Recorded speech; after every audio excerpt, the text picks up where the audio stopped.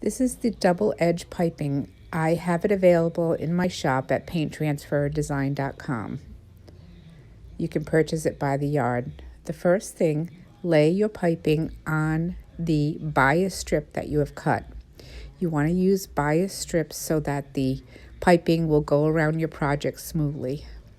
Place the piping about an inch away from the right edge with the wrong side of the fabric facing up. Stitch down the center of the piping with your double edge piping foot.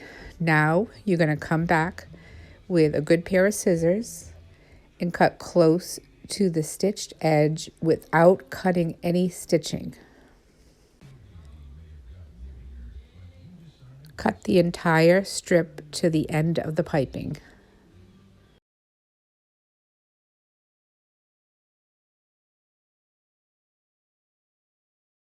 Now you're going to lay your piping strip down and you're going to roll it to the left twice.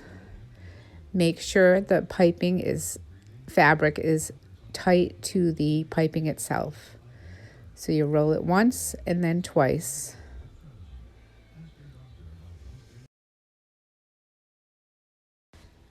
After you have a tight bond with your roll, you're going to place the piping back in your double edge piping foot and stitch down the center.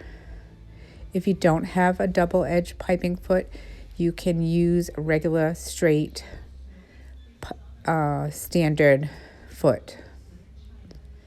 Now you're going to again cut the excess fabric off close to the stitch line without cutting the stitching, and then you will be done. Now you will have a clean double edge piping to use on your project. When I attach these piping to my projects, I use a small hot glue gun. Again, if you need to purchase any double edge piping, you can purchase it at painttransferdesign.com.